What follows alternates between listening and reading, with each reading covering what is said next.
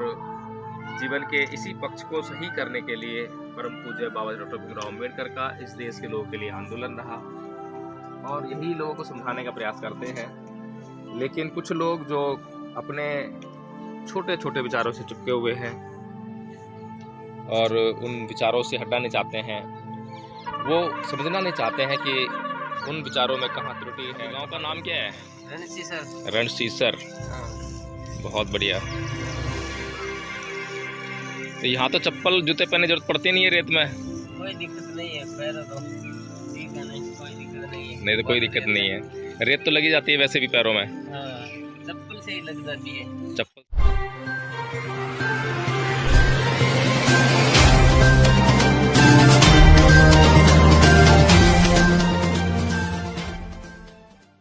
जय भीम, नमो बुद्ध। साथियों आज हैं हम राजस्थान में और राजस्थान में आज 14 अप्रैल 2022 की ये सुबह आप देख सकते हैं कितनी मनोरम, कितनी शांतिपूर्ण और कितनी ठंडक भरी।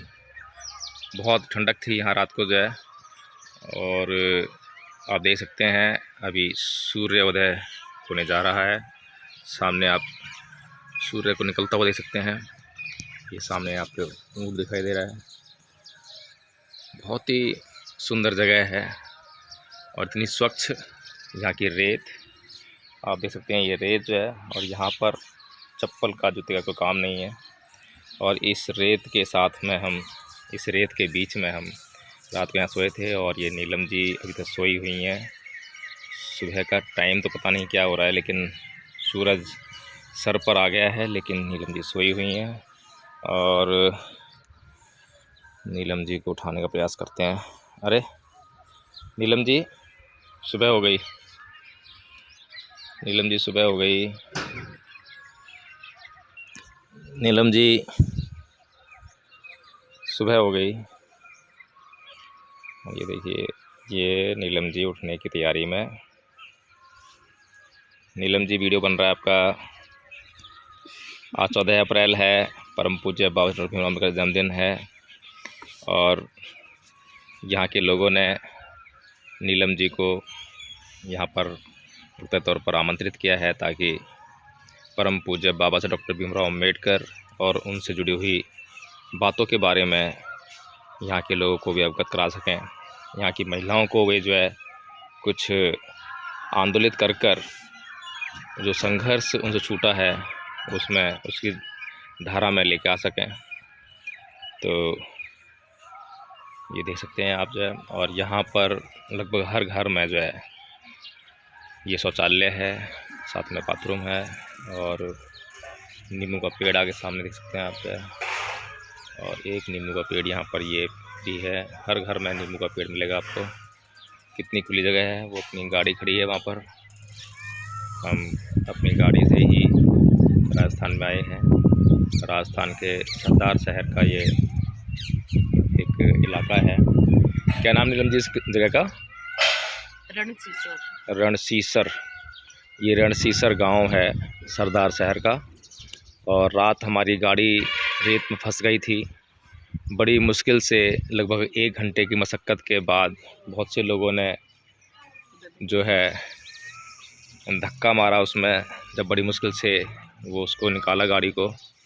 यहाँ पर वैसे रेत बहुत ज़्यादा है और रेत में गाड़ी फंस जाए तो उसका निकलना बड़ा मुश्किल हो जाता है। टायर बिल्कुल धंस जाते हैं, बॉडी रेत से टच हो जाती है। ये ऊँट है जो कि चारा खा रहा है और देख सकते हैं बहुत काम करता है। और यहाँ पर कुछ लोग ये दूध निकाल रहे हैं भैंस का, आप देख सकते हैं।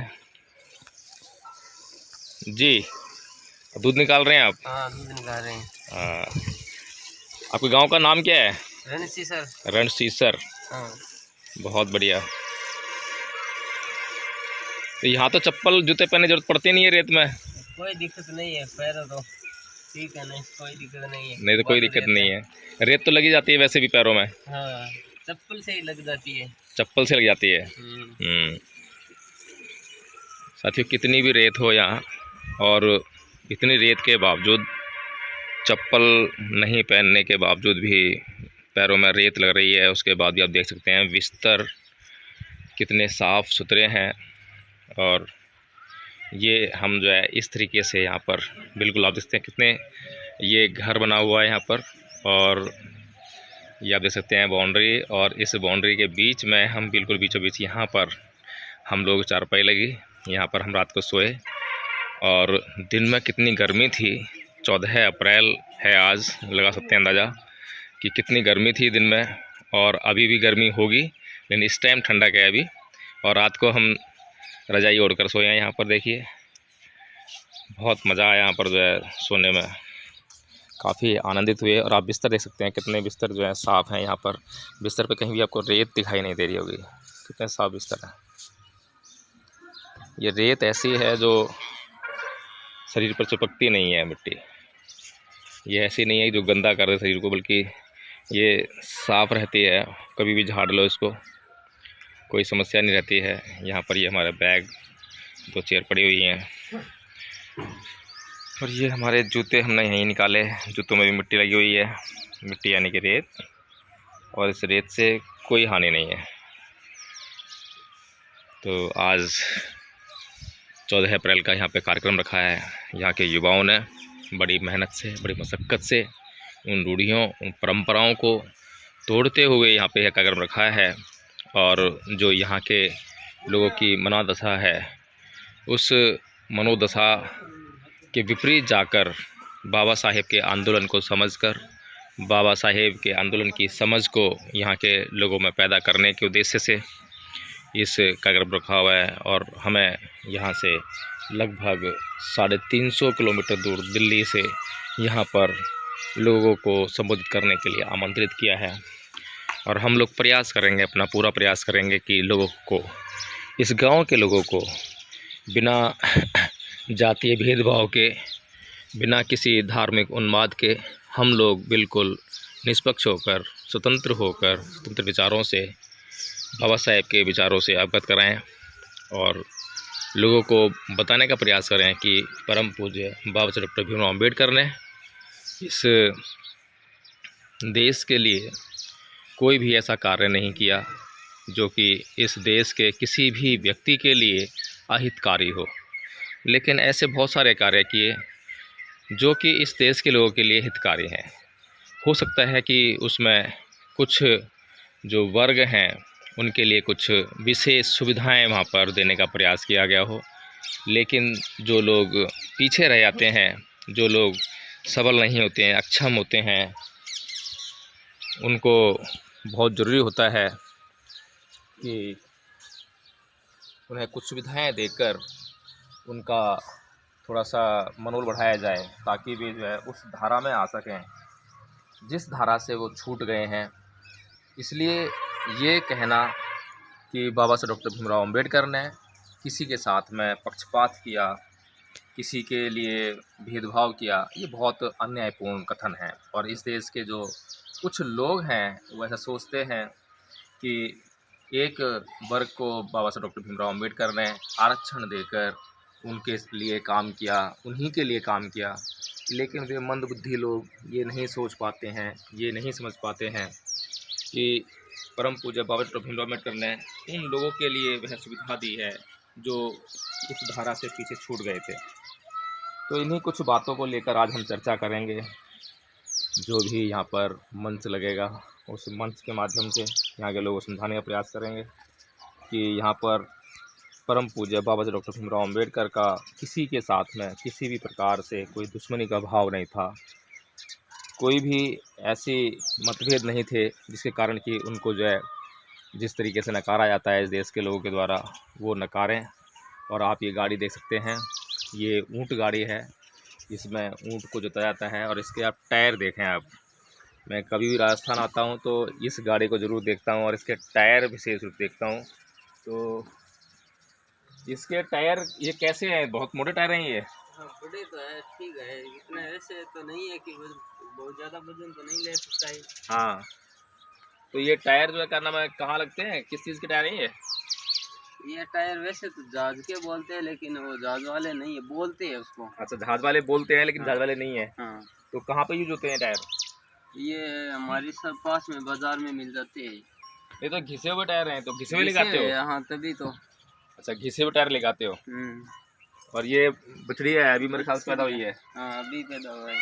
क्या दिन हो गए इसको? इसको लगभग 4-5 दिन हो गए। 4-5 दिन हो गए। हाँ बहुत बढ़िया।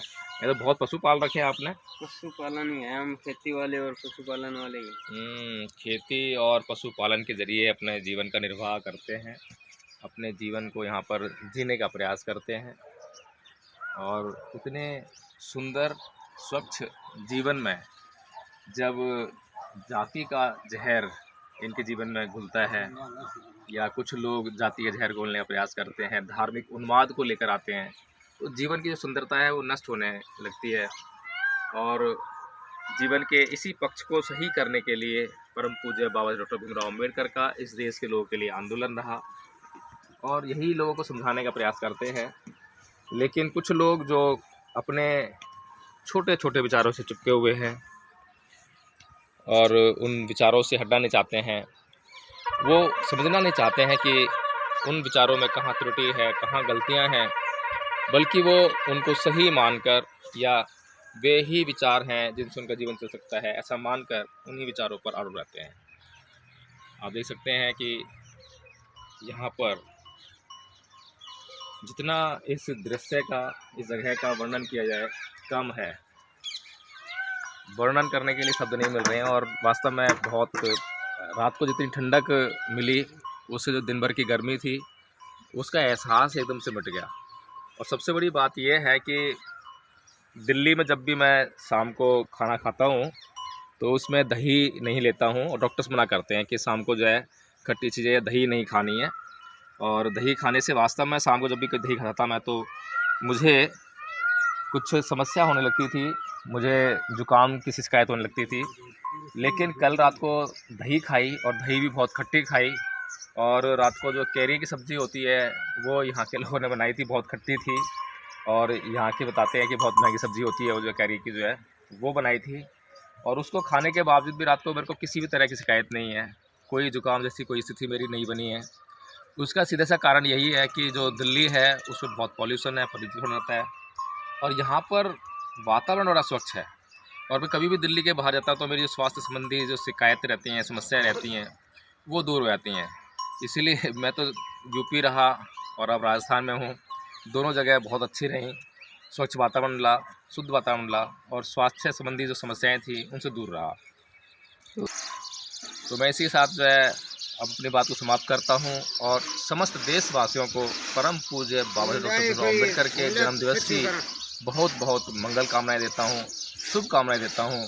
और ये आशा करता हूं कि वे परम पूज्य बाबा साहब डॉक्टर भीमराव अम्बेडकर के जीवन को, उनके संघर्ष को बिना जातीय भेदभाव के, बिना धार्मिक उन्माद के समझने का प्रयास करेंगे, और उसको समझकर इस देश को सुंदर बनाने का कार्य करेंगे, प्रयास करेंगे, और उसमें अपनी भागीदारी को सुनिश्चित करेंगे। जय भीम, नमो बुद्धाय।